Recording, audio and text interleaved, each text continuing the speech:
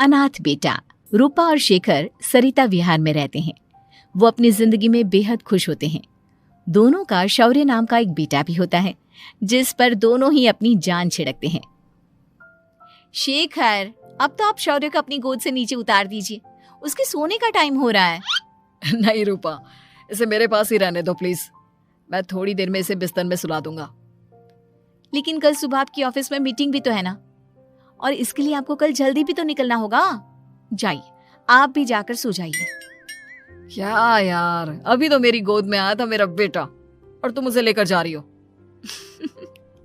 बाद में कर लेना अपने बेटे से प्यार, अभी जाकर सो जाइए। रूपा शेखर से शौर्य को ले रही होती है कि तभी शौर्य रोने लगता है।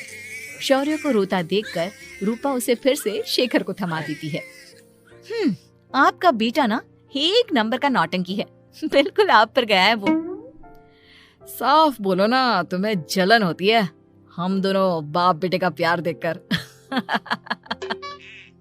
पहले बड़ा तो होने दो तुम शौर्य को, फिर देखना वो सबसे ज्यादा मुझे ही प्यार करेगा।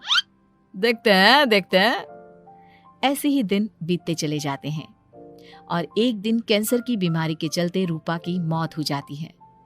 अब शौर्य 3 साल का हो चुका होता है, जिसके कारण उसकी दादी शेखर पर दूसरी शादी का दबाव बनाने लगती है। शेखर, शौर्य अभी बहुत छोटा है और उसे इस समय एक माँ के प्यार की बहुत जरूरत है। माँ, मुझे दूसरी शादी नहीं करनी। क्या पता जो दूसरी औरत आएगी वो मेरे बेटे को एक माँ का प्यार दे या ना दे। तो रूपा की छोटी बहन वैशाली से ही शादी क्यों नहीं कर लेता? वो तो शौर्य को एक माँ का प्यार पूरा दे सकती है ना। मैंने कहा ना माँ, मुझे दूसरी शादी नहीं करनी, और अपनी ही पत्नी के बहन से तो हरगिज नहीं। ऊपर से अगर रूपा देख रही होगी तो वो क्या सोचेगी? अपने लिए ना सही, लेकिन तुझे शौर्य के लिए तो शादी करनी ही पड़ेगी ना बेटा। शेखर कुछ कहता उससे पहले ही अंजुमन उसे रूपा की कसम दे देती है, जिसके आगे मजबूर होकर शेखर शादी के लिए हामी भर देता है। देखो वैशाली, मैंने तुमसे शादी सिर्फ अपने बच्चे के लिए की है। मैं चाहता हूं कि तुम उसे एक माँ का भरपूर प्यार दो। शौर्य, आपके साथ साथ मेरा भी कुछ लगता है। अगर आप मुझसे शादी नहीं भी करते तब भी मेरा प्यार शौर्य के लिए कभी कम या ज्यादा नहीं होता। शादी के कुछ दिनों बाद ही शेखर की माँ की भी मौत हो जाती है। वैशाली शौर्य को एक माँ से भी बढ़कर प्यार देती है। शौर्य को लेकर वैशाली का यूं निस्वार्थ प्यार देखकर शेखर को भी उससे प्यार हो जाता है और कुछ सालों बाद शेखर और वैशाली का भी लड़का हो जाता है। लेकिन इसके बाद वैशाली का शौर्य को लेकर बर्ताव बदलने लगता है। वैशाली, मैं देख रहा हूँ तुम आजकल शौर्य का जरा भी ध्यान नहीं रख रही हो। मुझे पता नहीं था कि आदित्य के होने के बाद तुम इतना बदल जाओगी। आदित्य मेरा अपना सगा खून है और शौर्य दीदी का, फिर मैं दोनों में अंतर कैसे नहीं करूं? माँ भले ही दोनों के अलग अलग है, लेकिन पिता तो एक है ना। अगर मुझे पहले पता होता कि तुम इतनी जल्दी बदल जाओगी तो मैं कभी तुमसे शादी ही नहीं करता। हाँ, तो किसने कहा था आपसे मुझसे शादी करने के लिए? मैं थोड़ी ना आई थी आपके पास, आपकी माँ ही आई थी मेरे घर आपका रिश्ता लेकर। वैशाली, मुझे तुमसे ऐसी उम्मीद नहीं थी। गुस्से में शेखर अपना पैर पटकता हुआ शौर्य को वहां से लेकर चला जाता है। पापा, मम्मा मुझसे प्यार क्यों नहीं करती? क्या मैं उनका सगा बेटा नहीं हूँ इसलिए मुझसे प्यार नहीं करती? मम्मा नहीं करती तो क्या हुआ बेटा, पापा तो करते हैं ना आपसे प्यार। कुछ दिनों के बाद, आज तुझे खाना पीना कुछ नहीं मिलेगा, चल चुपचाप से अपने रूम में जाकर सो जा। माँ, अब भाई को खाना क्यों नहीं दे रही हो? बेटा तू आराम से खाना खा, इस नालायक की चिंता मत कर। एक दिन खाना नहीं खाएगा तो मर नहीं जाएगा ये। अगर भैया नहीं खाएंगे तो मैं भी नहीं खाऊंगा। तू अपने भाई का भक्त क्यों बन रहा है? ये तेरा सौतेला भाई है, सगा नहीं जो तू लक्ष्मण बन रहा है। माँ, आपको इतना भी नहीं मालूम? श्री राम और लक्ष्मण सगे भाई नहीं थे। श्री राम माता कौशल्या और लक्ष्मण माता सुमित्रा की कोख से जन्मे थे। दोनों के सिर्फ पिता एक थे लेकिन माँ अलग थी।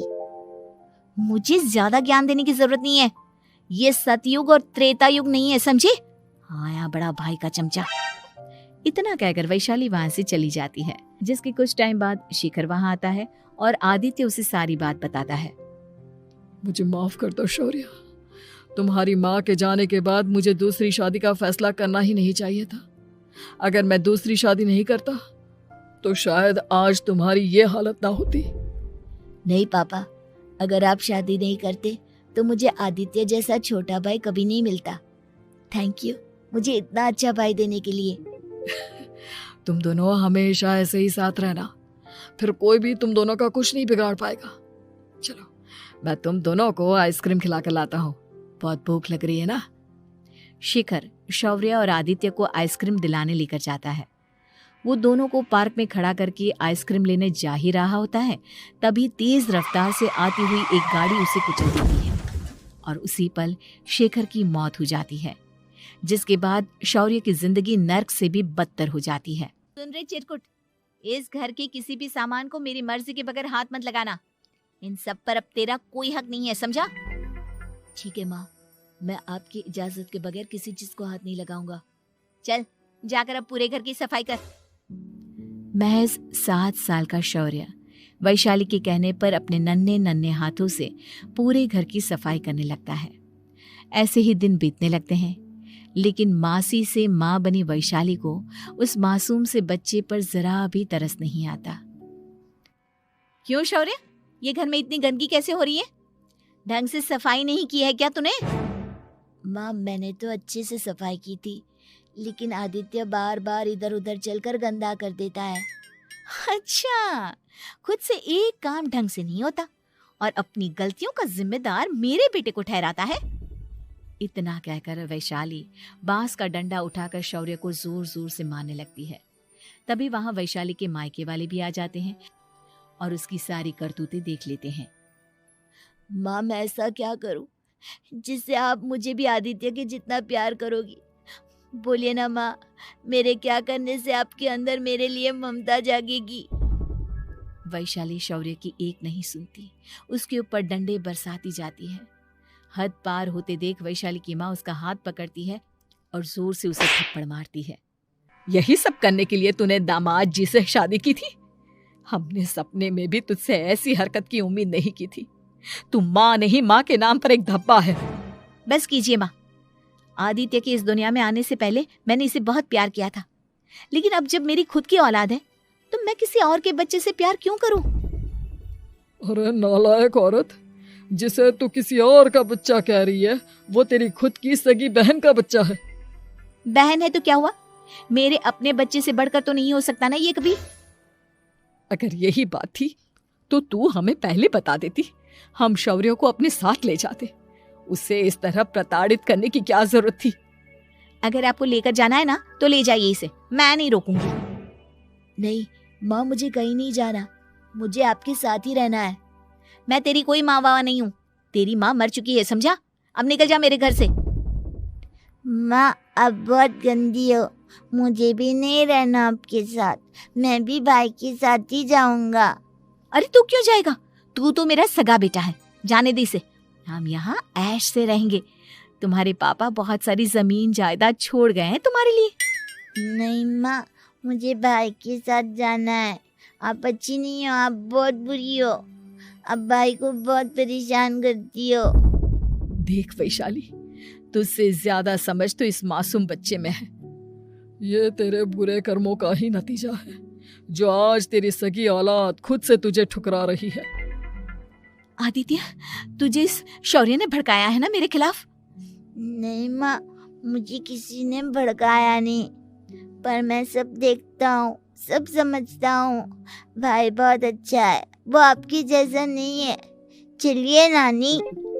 इतना कहकर वैशाली के मायके वाले आदित्य और शौर्य को अपने साथ ले जाते हैं और इस तरह वैशाली बड़े से घर में अकेली पड़ जाती है।